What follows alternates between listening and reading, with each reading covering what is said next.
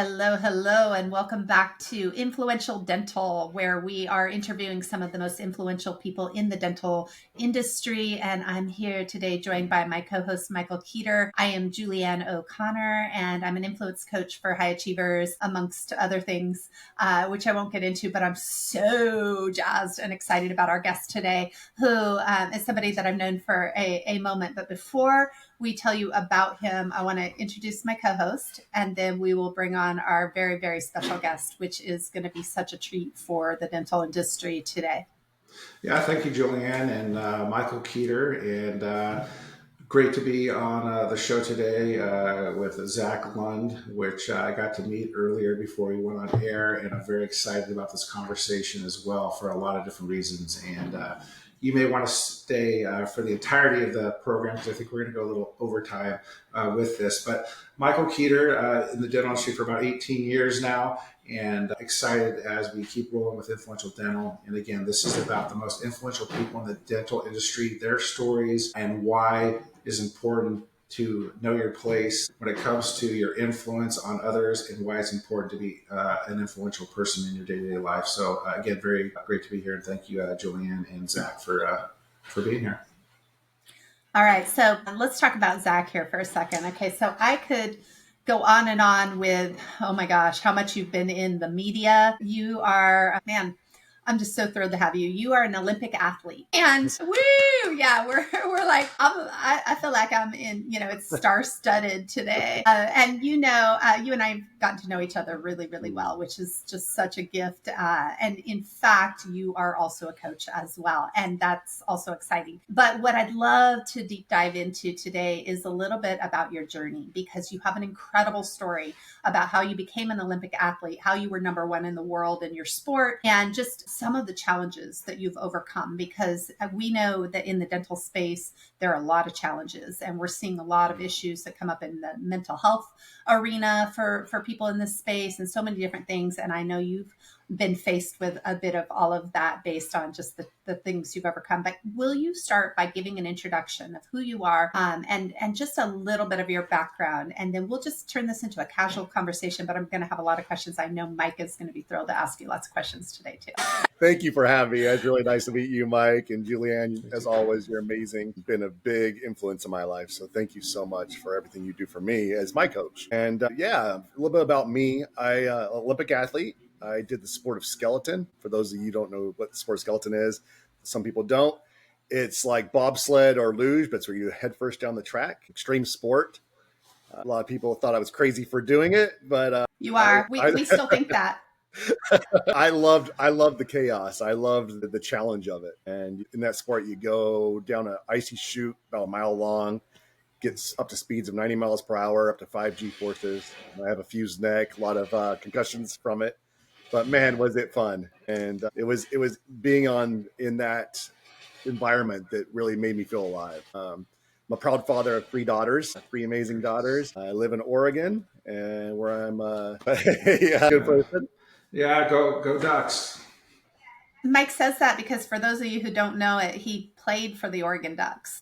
Which is awesome. It does. I lived in Oregon most of my life. So yes, I'm very glad to hear that you're in Oregon, Zach, and look forward to sharing some stories about that beautiful state. So sorry, this isn't about me. It's about Zach. Mike, I hate to break it to you, but being from Utah, I'm a Utah Utes fan. So a little rivalry going.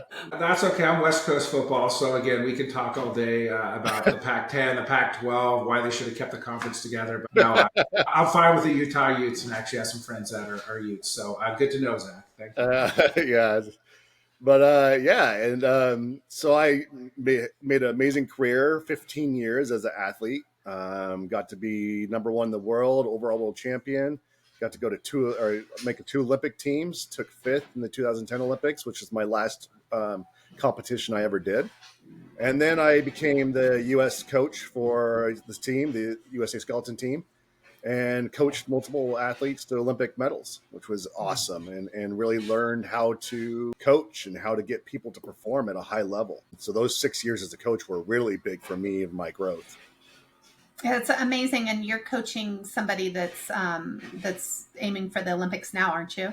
I am, yeah. One of Yeah. my friends and athletes I coach, his name's Kwasi Frimpong, slides for Ghana. Amazing, amazing person, and so I'm still staying involved in the athletic world a little bit that way, but mostly in the professional world only now. Yeah, and you do come for those listeners out there who understand that this is dental. You also work with oral surgeons. Going back to your coaching for just a second, not only are you coaching, but you're also out there speaking. You spoke to somebody from where something big the other day, and it's one thing after the next, and other things coming up. But what was it that you just spoke to students? Where was that? I just spoke to a Utah Prep team. It's a basketball team. It has a couple future NBA players on there. Great, great group of kids. Hardworking. It was amazing to see these athletes at work. And I haven't been around a basketball a lot. I'm actually not so good at basketball, so I was really impressed at what these guys were doing. Yeah, I'm sure. Yeah, so we're gonna go so many directions I can already tell today. And Mike, you may have some preliminary questions, but I wonder if you would be willing to share a little bit of your actual story from childhood going into the Olympics.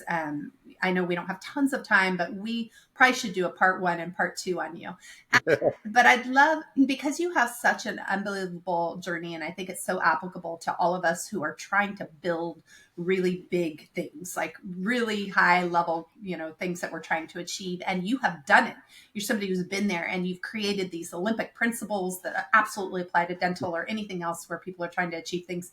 But I think the story is so interesting. Are you willing to share a little bit? And we'll Yeah, interrupt you throughout so that it's not just all you, but I would love it if you'll give us a glimpse, because anyone who Googles you, they're going to come across some interesting press, right?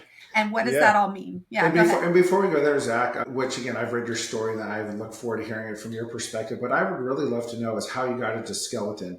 I mean, as a young child in your family, so I'd like to even go a little bit further back. And I agree with you, Julianne. We're definitely going to have part two. But what inspired you to one get into a winter sport?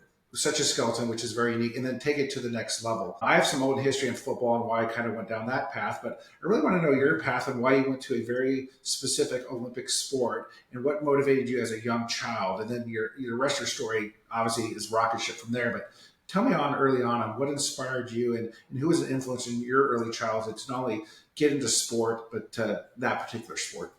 Yeah, yeah, it's a great question. So I grew up at a ski resort, Alta Okay. in Utah, where my mom owned the daycare and my dad was a deputy sheriff up there. And I literally grew up being at the ski resort all the time. Grew up skiing at age 3, and I was the kid that wanted to point it straight down the hill and go as fast as I could.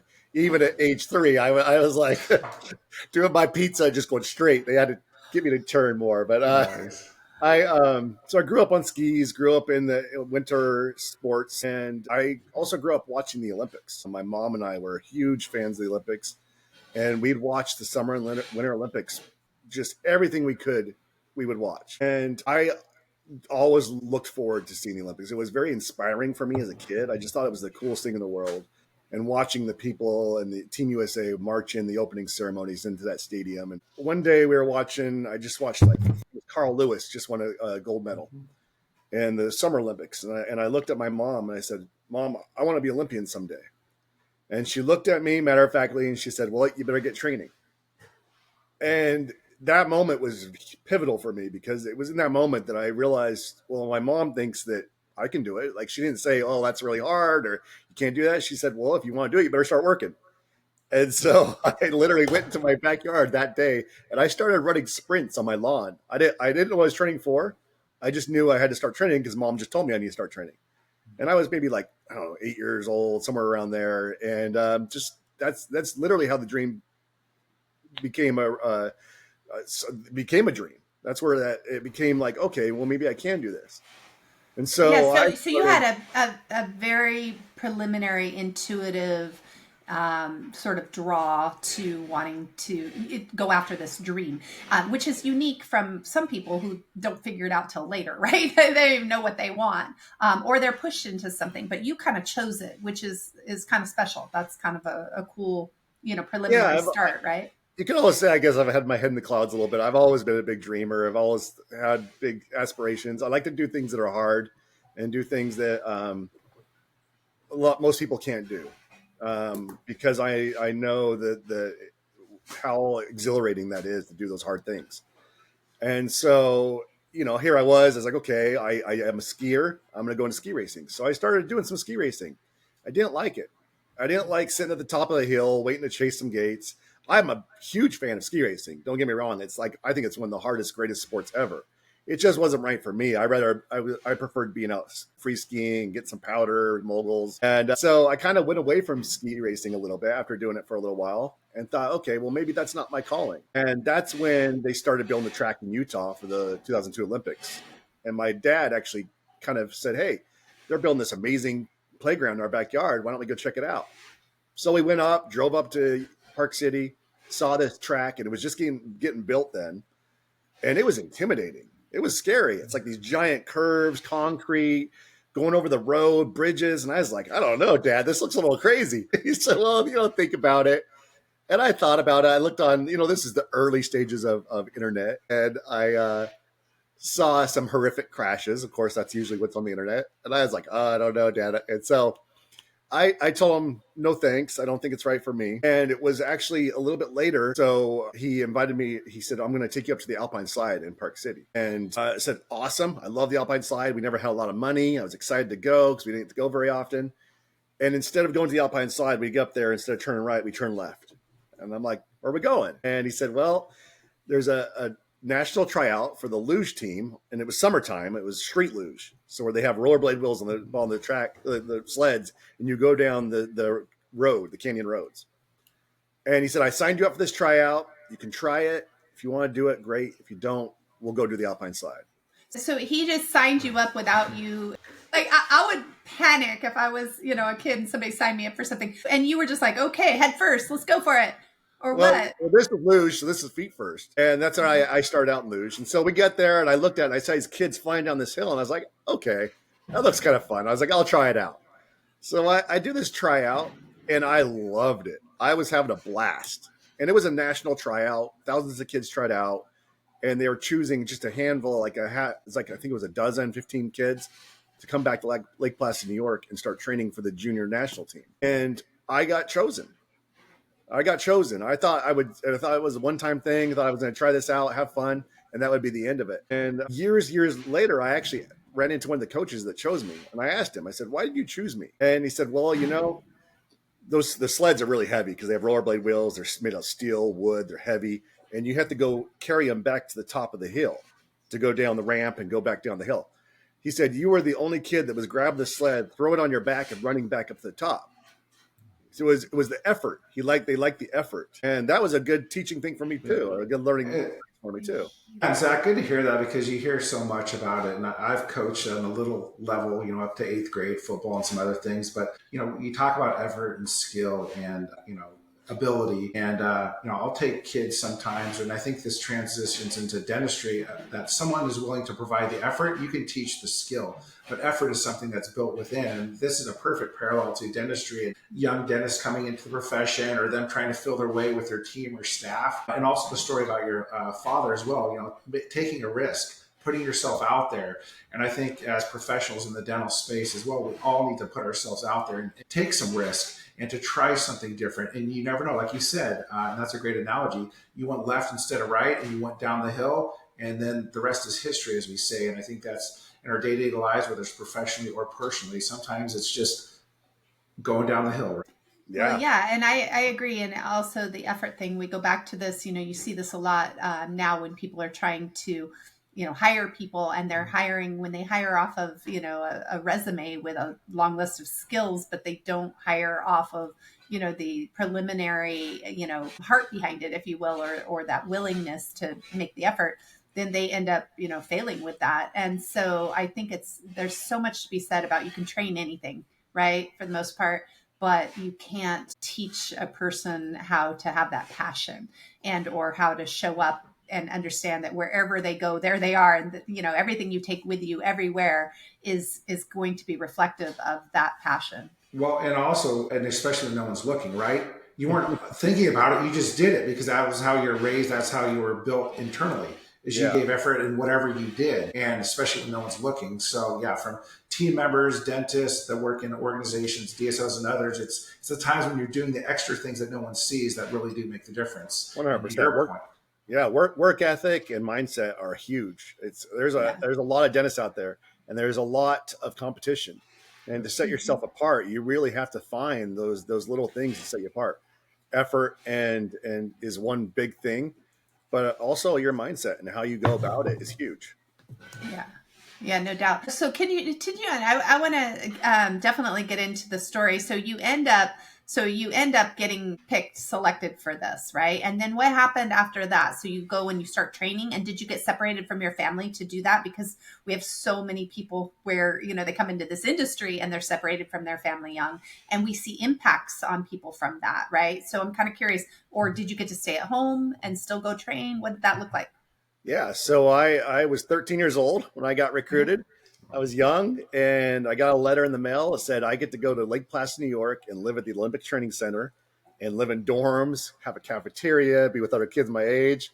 And I thought I hit the lottery. I was like, wait, I get to go leave the house, go and I'm like, I looked at my parents. I'm like, do I really get to do this? They're like, yeah, if you want to do it, we'll support you. And I was on cloud nine. I was just ecstatic. Um, and unfortunately, literally a week from getting that news, my mom was diagnosed with skin cancer, malignant melanoma, and was only given 3 months to live. And Wow. so I actually had to turn down the opportunity, which was devastating. It was devastating, but it was also an easy decision because I wasn't going to leave and be away from my mom. And so I stuck by her, and she fought valiantly for almost 2 years before she finally lost her battle with cancer. And I was a So mama's boy. I mean, I was not a mom. not to interject, but Mike, I don't know if you're willing to share, but you're going through a similar thing right now, literally. So the timing of yeah, this story is yeah, exactly. If you see me tear up, I apologize. But yeah, my mom's battling melanoma right now in Southern Oregon and was diagnosed a little over around a year or so ago and is early stage hospice. So my heart goes out to you and your journey that went I'm through. And sorry to hear obviously, I'm that. going through that as well. But I agree. Family first, and you made the right choice because obviously that opportunity was there down the road, and I'm sure motivated you in your journey, in her memory, and what she gave to you as a child. So, but thank you for sharing it. We all, in any profession, any wake of life, we all go through all of this. But again, it's about the Hmm. time we are to spend with the loved ones, but then also how we take that and then move on to carry on their memory and to motivate us to greater things. But yeah, thank you, Zach, for sharing. Well, and that's exactly what it was. It was grief has been one of the biggest motivators in my life. Grief is a strong thing, and when before my mom passed, I think she knew her time was limited. I was a young kid. I just kept holding out faith. I just kept holding out that she was going to pull through. I just, but she sat me down before when she was getting near the end of her time, and she made me make her a promise. And she said, I need you to promise me to always follow your dreams in life and to always go after big dreams. Dream big and go big. And do it in a way that'll make me proud. And, here I was 15 years old at the time. And I thought, okay, mom, sure, Right. I'll do that. Wasn't really thinking a whole lot of it at the time. But then after she passed, I was devastated. My world was turned upside down, and I was a little lost. And so I thought about the words she said, and it was to always follow my dreams. And I thought, okay, well, what are my dreams? It was easy. I've had two big dreams in my life: to be an Olympic athlete and to be a pilot. And today I've done both those things. And it was that promise to my mom that got me to those things, because for me, my way of dealing with grief was through sport, was through going after these things. It really helped me. So it really was hard to lose her at age 15, but it was also, she's been with me my whole journey. I know she's been with me. And so to have her in my corner through this whole thing was also huge. Yeah, I love that. So I also lost a parent when I was young. I was 9 when I lost my father. And I feel the same thing. It's like I go back to this connection, right, that I had and that some of the lessons, foundational lessons that I learned from that. So I'm curious. So right away when I hear you've had these two big dreams and you've accomplished both of them. There's a couple things that come to mind. And I know you're not even done with your story, because there's some incredible challenges that you have overcome and dealt with, that most people on the planet would have thrown in the towel every time that they were faced with anything like this, and way less, in fact. But you had these two dreams: to be an Olympic athlete. You accomplished that. You had this dream to be a pilot. You've accomplished that. And right away, my curiosity goes to, and what is your dream now? Right. So whether it's now or before we end the show, let's revisit that. Okay. If you're open to it. I love that question. So to be able to achieve such big accomplishments, the Olympics and pilot and other things I've done in life and professional, I know I wouldn't be able to accomplish things without coaches, without people there carrying me, helping me, holding me accountable, motivating me, inspiring me. In my story, there's been several instances where coaches were the reason I was able to get through things. You talk about going through some hard things. I went through some hard stuff, and I didn't do that alone. And so I am so grateful that I was able to have those people in my life, and they helped me so much that when I've got out of sport, now that I'm going into it and I'm a coach myself, that's when I knew that was my calling, because I want to do what people they did for me. I want to help others get through the hard times. I want to help people inspire others and help them live their fullest life, because I wouldn't be able to do it without coaches myself. So that's what I'm doing now. Yeah, and I agree with you, Zach, on that as well. I've always been that and gravitated towards coaching, even when I was in various positions, right, or as a leader, just because, again, it was something that I really enjoyed, other people's success. And it's not mutually exclusive to your own success. And that's what I teach and coach on now. It doesn't have to be a transactional, you win, I lose, you lose, I win. No, we can all elevate and we can all do better and be better. And I am inspired by, coaches when I was a youth, or teachers, or even today, surgeons and doctors that we work with that have inspired others and have been influential in others' lives, can inspire us on a daily basis as well. So I love success. I love people that have stories that go over and above to achieve their success and deal with adversity. And that's why, all of us on here are coaches and trainers. And I do think it's so needed, because you don't have to do it by yourself. You can get help, and it's okay to get help, and it's also okay to elevate those around you, and not just you be at the top of the mountain. You can bring yourself up and others with you. I'm going to go so far as to say that if somebody wants to hire the three of us, that we will collaborate and be your coaching team.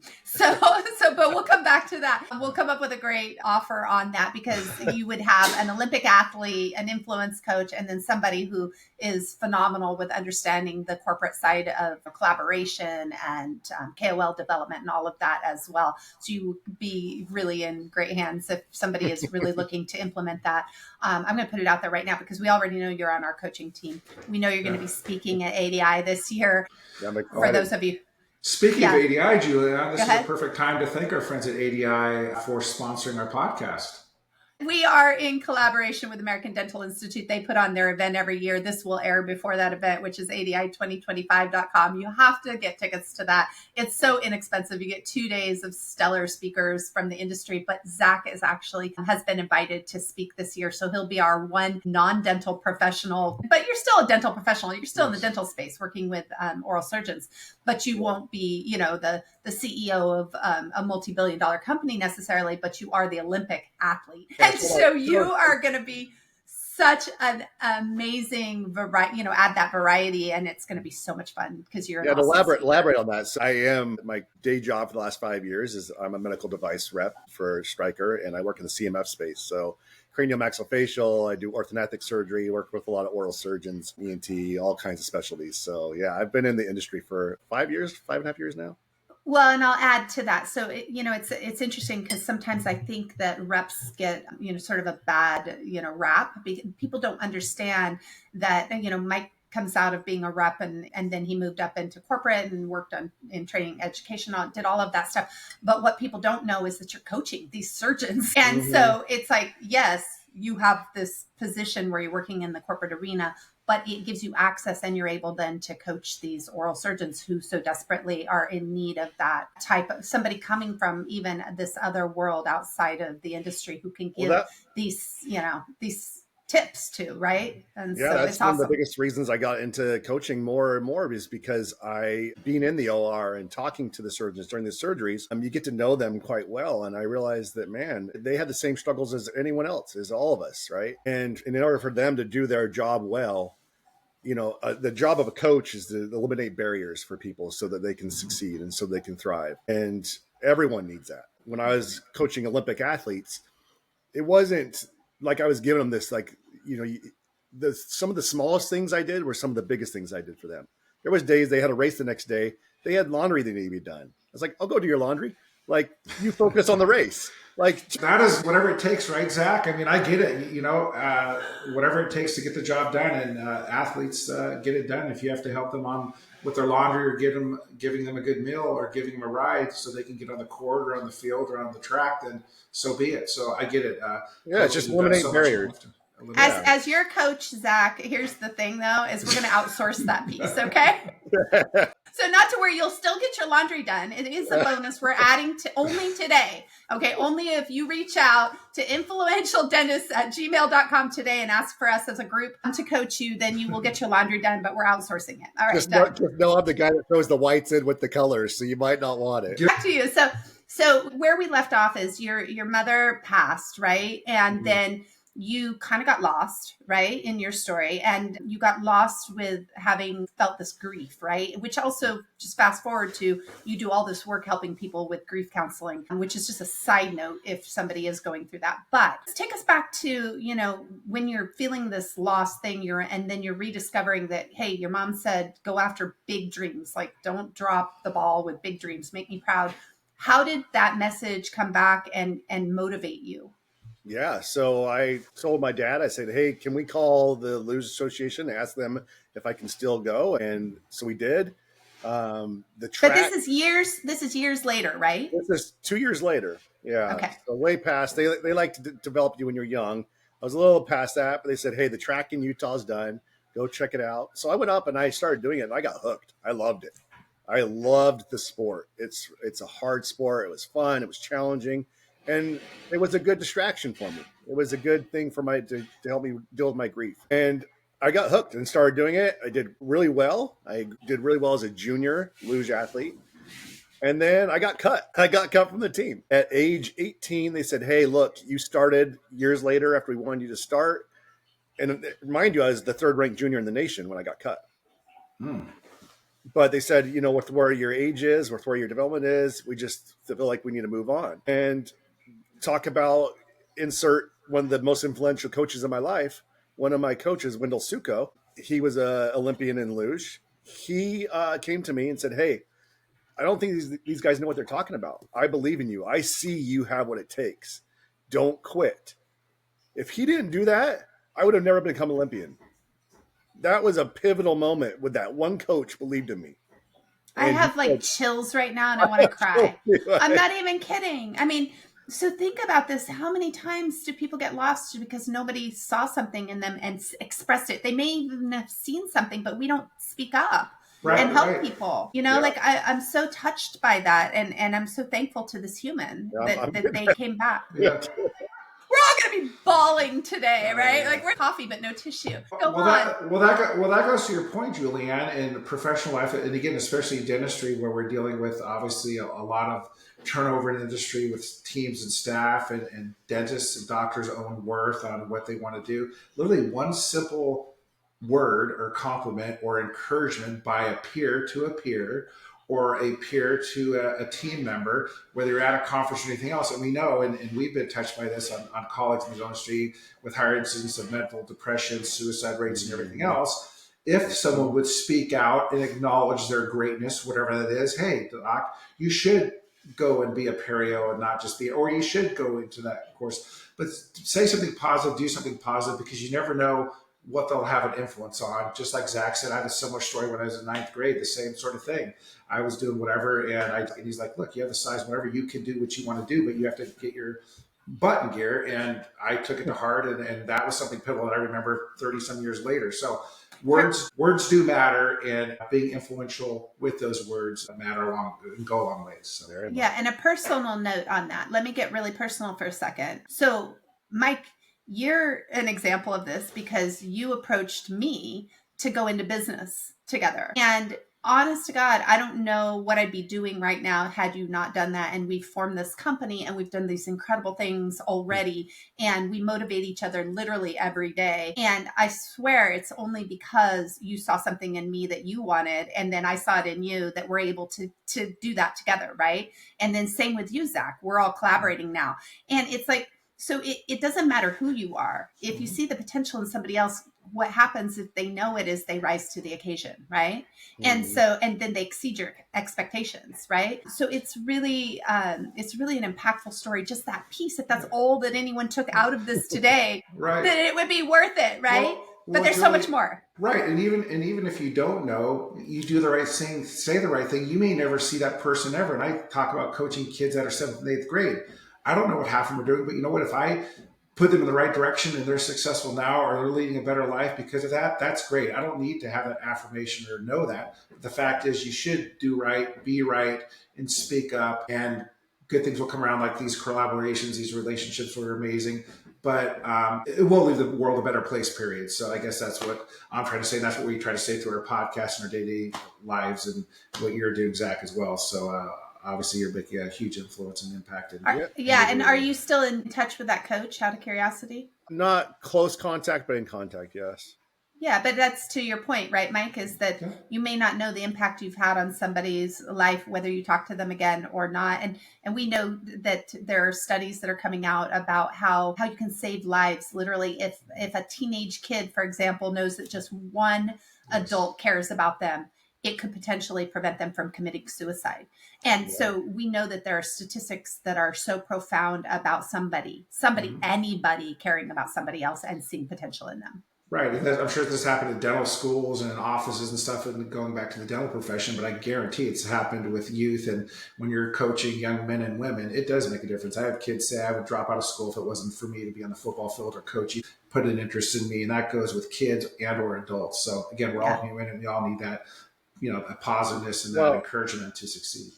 And we all need it at any level. It doesn't matter what success you've had in life. Everyone needs it. I have 3 Olympic teammates that have committed suicide, which is, it's hard to believe that you have Olympic gold medalists that feels like they're not worthy or they're not, and it's, when you put all your worth on your profession, on your thing, that's sometimes can be dangerous. And as athletes, as Olympic athletes, sometimes your identity is sport.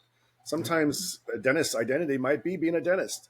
And it's so important. Yeah. And so it's so important to have a balanced, holistic approach to who you are. You're more than what you will do.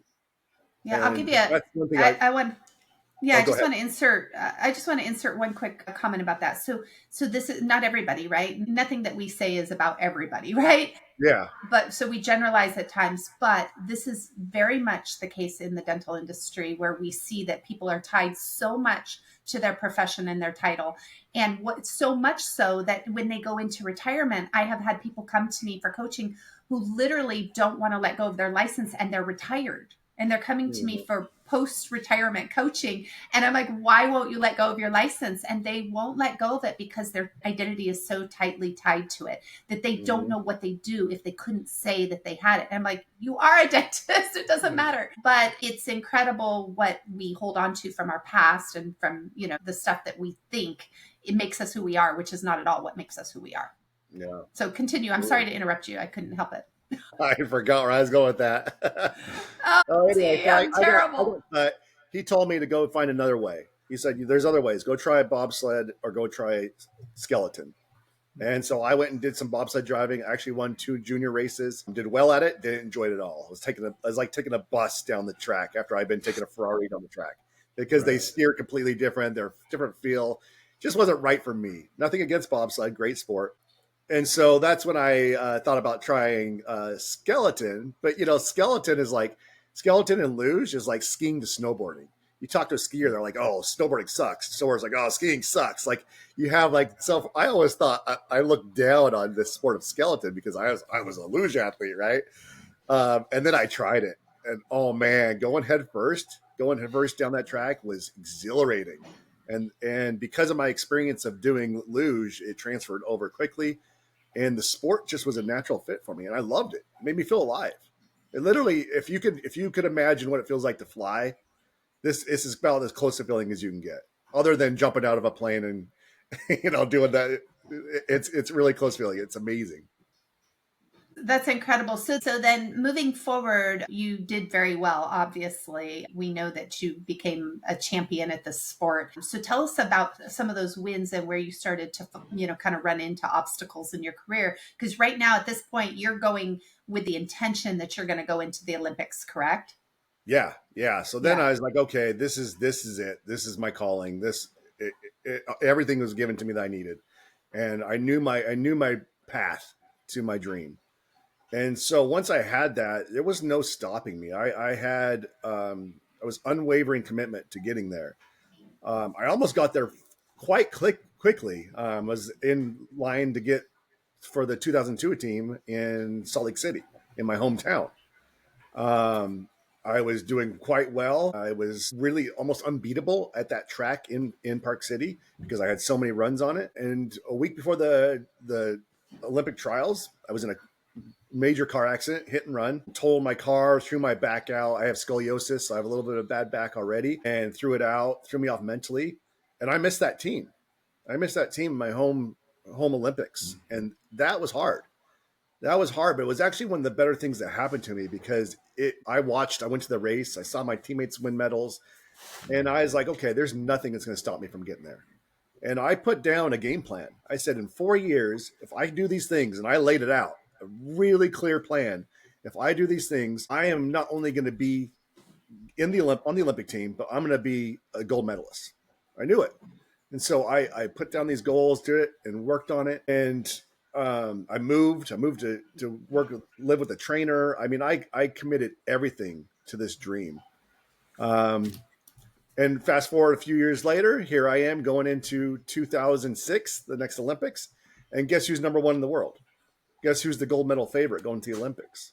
It's I you. was living exactly what I manifested exactly yeah. And it was amazing. It was right before Christmas, and the Olympics were in February, and I got a phone call, and I was in Segulda, Latvia, of all places, and it was from my CEO, and he said, "Zach, are you sitting down? We need to talk." And he proceeded to tell me that I had a positive doping violation, which for me, I was like, I thought I was getting punked. I thought my teammates were messing with me. We always played practical jokes on each other. But I quickly realized that he was very serious and that I had an inadvertent positive doping violation. For 6 years, I was taking Propecia, which is an anti-balding medication. Obviously, it didn't work too well, but I was taking it, and the fifth year of that 6 years, they added it to the ban list. So it was legal for 5 years. And so after checking for 5 years, I just didn't check that year because I just assumed it was going to be legal again. Know that it all of a sudden be added to the ban list after it had been legal. So and on the doping, on the drug form that I did when I did the test, I actually wrote, I'm taking this medication. I was hiding nothing. Long story short, I was removed from the team. I had to fight, get a lawyer, had to fight for my name, and was able to win. I won. The U.S. Anti-Doping Agency and the U.S. Olympic Committee both agreed that I made an honest mistake, and they put me back on the Olympic team. Flew over, was in Torino, was at the Olympic Village, had my gear, living in the village, living my dream, and I found out that it had gotten political, and my decision was being appealed. And I had to go to court the day before opening ceremonies to a special arbitration, present my case. Went great. The court agreed. I was an honest athlete, but they said they had to punish me anyway, that I made an honest mistake. And I was told I had to be out of the Olympic Village 2 hours before opening ceremonies. I went from being number one in the world, gold medal favorite, to being on the street, living with my lawyer. And that was a hard time in my life, to say the least. I again have chills and I know this story, Zach. And so this is why, you have so much power in sharing your story because how many times have we felt a blow like this in our lives, right? And I don't know that I could even relate to what level that would, impact you on. But what went through your head? Like in that moment where they're like, you literally had to pack your bag. You weren't allowed to walk out, right? Like you had to leave. I literally had to leave. They cut my credential. And the worst part of this whole thing was I had to walk past the U.S. delegation who were congregating to go walk in opening ceremonies. Oh So my my God. biggest dream in my entire life, I had to literally like roll my bags past the entire U.S. team on my way out and yeah, it was devastating. It was other than losing my mom, it's the first time I had depression and was in a dark place. And I didn't watch much of that really any of that Olympics. And I got in a dark place, and that's when I realized, I need to come out and show that who I am. I need to show what I'm capable, and that's not who I am. So the next year I came out, and not only I was the number one slider again in the world, number one overall World Cup champion, but in Torino on that track, we had a World Cup a year to the day from the Olympics. And not only did I win the race, but I set the track record. No one had ever gone faster. So for me, it was like a way to show what I was capable of, but it wasn't the Olympics. It was a World Cup, which, Okay, so I have a question on that. So, yeah. I mean, it's so fast, right? Like you're sharing that basically went from deep, dark depression to winning again. I'm curious in between, like, where was it? Was it in a moment of decision that you just made up your mind or did you have to get therapy to do this? I mean, how fast can somebody make a decision to change their life and actually implement on that? In that one, it was having a tight, good circle of people around me that helped me and supported me and knew who I was and knew that I was an honest person. And I was able to get through that on my own. Like that was just me showing that what I'm capable of, and I still had passion and love for the sport and for what I was doing. But the year after that, they actually took Propecia back off the ban list. It's legal today. It doesn't even do anything, which we presented and proved in my case. They said, we're not here for the science. We're here because you have a positive doping violation. So a year and a half later, when they took it off the ban list and I realized I missed that Olympic dream and that opportunity for nothing, that was a hard thing to overcome. That was when I really got down. I lost my passion. I lost my love for the sport. I was like, I became a victim. I became a victim. And that's when knew I needed help. And that's when I reached out and found one of my biggest mentors, Kevin Hall, who was my coach at the time. And he helped me with my mindset. I had sports psychologists that helped me with sport and things like that. But he helped me with that mindset of going from being the victim mentality to the victor and being a champion. A champion's mindset is what we call it. And that's when I literally embodied the idea of being a phoenix and rising out of the ashes and overcome and out of adversity. And that was a pivotal moment for me to have. Again, here's a pivotal time in my life that without that coach, without that mentor person to help me, I might not have got through it. And Yeah, so and that symbol. Okay, so one of the things that we talk about a lot is symbols, like things that can remind us, right, of what we're capable of, and how important that can be sometimes in your surroundings, in your settings. But that particular symbol, is it not in your yard? Like, don't you have a statue? Like, no, tell everybody, because this is a kind of like just a side note, because when you know too much about somebody, right? So share what your home is like. Can people see this? So I have it tattooed on me, which is a big thing. Okay. I named my youngest daughter Phoenix. And my business, Olympic Life, the emblem is a phoenix. In my front yard, it's a giant eagle. That's a giant wood sculpture eagle that is symbolic of kind of the same thing.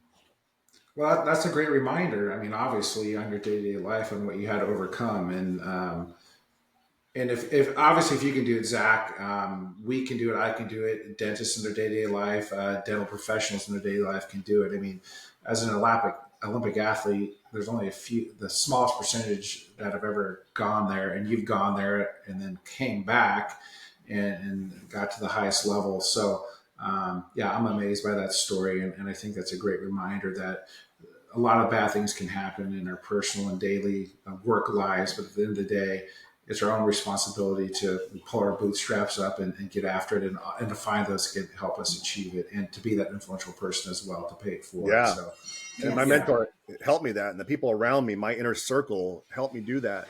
And fast forward 2010, I get to the Olympics. I make the Olympic team again. I'm not number one in the world at this year point. I'm 13th in the world. I'm struggling. I've had a couple crashes. I needed my neck to be fused. Had a lot of injuries, but I made it, and I got there, and I got to compete, and ultimately ended up taking fifth place in the 2010 Olympics. Just missed an Olympic medal by half a second. For how long it takes me to snap is how much I missed an Olympic medal by. That's incredible. So that's how tight it is in the timing, and that's it's such a beautiful, miraculous, amazing story. And how many times you were, knocked off your pedestal, right at the brink of being somebody so important in the world, and having hit these pinnacles of success, and yet you didn't stop even when you got into a dark place. You still kept coming back. It's such a an indicator of what the human spirit is capable of, right? Because Mm-hmm. some people do, they go through thing after thing after thing, right? And some of us, it's much more minor than this, while we still take it to heart as though it's so big, right? But to hear your story is such a huge inspiration. I know it's an inspiration to our listeners. It's such a huge inspiration to me. And I really appreciate you sharing it. Mike, you haven't heard this story before. What's your feeling on this? No, I mean, I'm a whirlwind of emotions. One, I've never gotten to the level of you, Zach, but again, I played collegiate football, and as a child had dreams of playing the NFL, and because of my own abilities and injuries and stuff, I didn't get there, and probably didn't have the mental fortitude either. Let's be honest. But the fact is, I could have quit as a junior high or high school or even college. And again, you did it as well. You just kept going and going and going. So it hits me personally on so many levels, but definitely in our space now that we're in dental, where, like you said, Julianne, this is a great reminder that whether it's big or small challenges, we're all going to have challenges and ups and downs, and don't make it be your last obstacle or your last issue. Overcome those and find those around you to help elevate you. I just had another question on that. So you did all this work, you kept coming back. You're half a second from a medal. How are you feeling? Because again, I talk with other athletes. They may say, that's good, or it wasn't enough. I mean, does that still fuel you today? Because you could have been a gold medalist at the Torino Olympics. You had the times and so on. But were you satisfied? Are you satisfied? And how do you feel about that accomplishment with your final Olympics? Great question.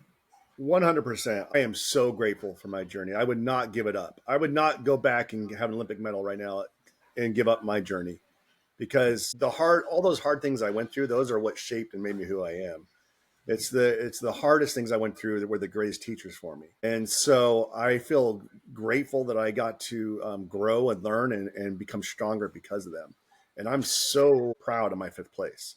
There's to Good. be You should be, Zach, and I agree with you. And we're all proud of you, and I'm proud of you. Like I said, and that's amazing. And I'm glad you said that for our listeners and everyone else. Your own personal journey and your own success is your own personal journey, your own success, right? And a piece yeah. of metal or a ribbon or another accolade on your wall as a dentist or this and that's not going to define who you are as in the time you spent in it and the person you are today. So thank you, and you are 100% right. As a person, yeah. And back to something else you said, like you were a college athlete, you were a college football player, you're coaching, you're doing big things. Like, I think this is one of the biggest things I've learned of being in the OR working with oral surgeons is I see high achieving, high level people that are doing things at Olympic level. Now, they Mm-hmm. might not be doing a sport, and the Olympics are sport, but they're doing surgery. And I know surgeons, they're badasses. They're really good at Yeah. what they do, and they're doing it at an Olympic level. And that's where the Olympic life came about. My company is about helping people live their life in whatever they do at an Olympic level. Because what makes an Olympian, what make the ideals and the principles, those aren't just for sport. Those are for you and for you and for everyone listening. We can all live our lives at that level. And so that's what I want people to realize is I do know Olympians. I do know Olympians that are not athletes, because they're what they do and how they do it at that level. And I admire it. I love that. And I would even go so far as to say, Mike, you're an example of this on so many levels. Like, Zach just said you played college, football, et cetera, et cetera. You minimize it so much, right? Like you come from such a humble place, and, and you minimize what you've achieved in every area of your life. And I think all of us, could learn to also go ahead and feel good about those accomplishments and understand that what Zach is saying is right. We still show up. like those athletes or like the Olympian, and or we have the capability and the potential, even though we don't see it as some big huge, mighty achievement. And I think the problem is we have so much negative self-talk, and we get down on ourselves because it doesn't look like an Olympic gold medal. I loved hearing you say that you love your fifth place, that you're proud of your fifth place. Like, that is so inspiring to me, right? It's so human. And I have a story too. I had a situation where my dream when I was younger was to be a model. And I went to, all these big modeling agencies, and they told me I was starting too late, that they developed their people way younger. And I was totally defeated and completely saddened by all of that. And I literally went for years without doing anything because of it, and then went back in my 20s and lied about my age because I was like, no, I can do this. And I got multiple modeling agencies and did things that most people will never do in their modeling career, and had the most incredible times and travel and opportunities that I could ever dream of. But it was only because I got so mad and fired up about it that I went and I said, no, I'm going to go in with a different approach. And I'm not saying that I recommend anybody go out there and do what I did, but I'm going to tell you that it showed me that you're capable of doing things. And if you know you're capable, then why are you letting anything stop you that doesn't make any sense? That's not really has nothing to do with what you're trying to accomplish. And yet we allow ourselves to be influenced by that dialogue. And you can't manifest it unless you believe it yourself, right? Like if you don't believe it yourself, you can't manifest that. Exactly. Well, that's why it starts with that individual or that dentist or that team lead or whatever else. So you cannot espouse your team to have their stuff together if you don't have your own stuff together, right? Or if you're not on the right mindset. I do the adage: if you're playing an auction and it comes down, what do you put it on? You put it on yourself first before you help others. So, it's about achieving. It's about the mindset. And I agree with you, Julianne, what you said about the Olympic mindset. The medal is the medal. It's the journey is what gets you that. And that's with any sport or any career, right? It's the journey. It's the friendships you made along the way, is the lessons learned, how you are now with your family and your friends and your career now. And that's what's important. And one last thing, celebrate those small victories. And I'm sure you did as an athlete, and I'm sure dentists and team members do as well. Celebrate you getting a personal record. Celebrate you hitting a monetary goal in your practice or whatever it is. Those are as important as the final, end of year goals or that Olympic medal, right? Celebrate all those victories along the way, because those do add up and contribute to your overall mind success as well as your overall success. Yeah. So Zach, I have to ask you a couple things. I know we're out of time. I completely acknowledge that. We are going to have you back on, but I know more about you with respect to some of your Olympic principles that you're teaching than people realize probably. And I implement them in my own life. I literally take some of what you have been working on with me, and I literally go back to them as foundational principles.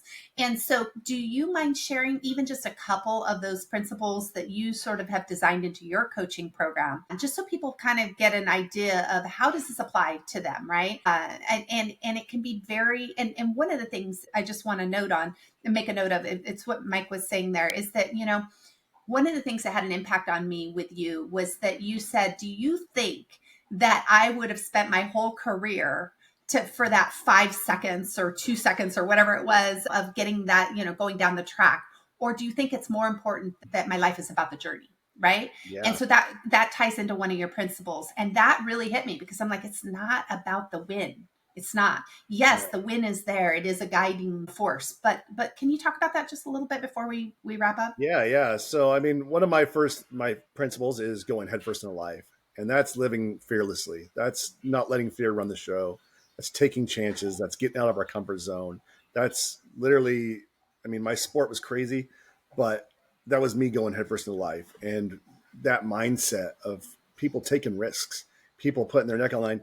And there's no such thing as failure. There's only growth. You can, if you grow from something, you're not going to fail. And so I love getting people out of their comfort zone. And that's something that's another one is accelerate through the curves. Life gives us a lot of curves. And in my sport, I made a living of going into a curve and trying to come out faster, learn steering, figuring out a way to come out faster. I had a game plan going into every curve. Very rarely did I ever get into that curve according to my game plan. So it's all about adapting. It's all about pivoting. It's all about working with what you're given and making the most out of it and keep that momentum going. Keep that momentum going in sport and in life. And another one, like you said, is enjoy the journey. I mean, if I based everything on competing in the Olympics, which was what my main goal was, that means I spent 15 years of my life for 4 minutes. And what I experienced and accomplished in that 15 years was way bigger than 4 minutes. And so it put a lot of perspective. I'm like, okay, yes, that was my goal, but all this, the traveling the world, getting to do World Cup events, getting to do the Olympics, getting to do all these things, meeting amazing people.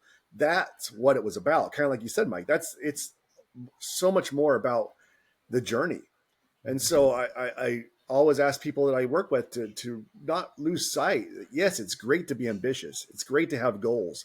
It's great to try to achieve big things in life, but don't do it at the price of forgetting to enjoy the journey and the moment and being present in everything you do every day.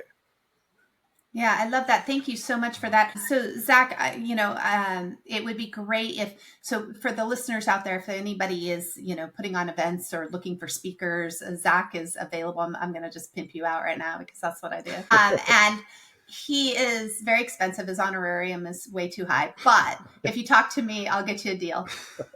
But the truth is, you really are going out there and you're on the speaking circuit for very obvious reasons. This show, I know, is going to have an impact on people's lives. And so if somebody is looking for a speaker, how can they find you if they want to reach out and ask you to come be a part of their event in the dental space or any other space for that matter, even if it's, in a community group or somebody that needs inspiration and needs to help youth for that matter, or in grief counseling or anything, but especially in this space because it's so needed. How can they reach you? Yeah, I'm pretty old school. I use email. It works very well still in Right? this industry. I love to have conversations with people and see what they need and what they're, because the one thing I learned in coaching is everyone needs something different. Everyone, to get them to where they need to go, is not the same for someone else. And so reach out to me. My email is Zach J Lund, ZACHJLUND @gmail.com. And I would love to talk and see how I could help. Yeah, I love it. You're going to get inundated with emails, I have no doubt. But thank you so very much for being on our show today. It really is touching. And I don't think your story will ever get old, or I will ever not be moved by hearing what you've been through and what you've overcome and how you have mustered it to move forward. Also, I'm kind of curious if, and I have some insight, but if you could leave everybody with what's next for you, is there anything that people should know about this next, game plan that you have? Yeah. So right now I'm currently writing my book. So it's called Phoenix Rising, the 5 Principles to Living an Olympic Level Life. So that's the big thing going on for me right now, is writing that and doing the coaching and speaking. So it's going full steam with all that, and it's going amazing, and just feel so grateful to help others, to have the opportunity to help others achieve their full potential. Nice. Yeah. And maybe people can ask to opt into your email list when they reach out to you, just so that they can get that book when it comes out, and they can be part of your launch team when that book is going to be released. Well, and I definitely want a book, Zach, and I would love to have it signed by you as well, because I look forward to learning and meeting you in person and continuing our relationship. And we'll make sure we'll share the book information as well. But I want to thank American Dental Institute. Sorry, I'm all caught up in this moment. So American Dental Institute for everything they've done to get this podcast on here. And then Zach, thank you very much for your time. And again, look forward to seeing you at the ADI 2025 event and having you back on, because I really want to dig deep into some of these principles and others that we can share with our listeners and can share with myself. So. Yeah, awesome. And you can find Mike and me on social media at Influential Dental. So feel free to follow us on Insta or wherever you, consume your social media. And again, Zach, thank you so much for being a friend and for being on our show today. Thank you. I really appreciate it. Thanks, Zach.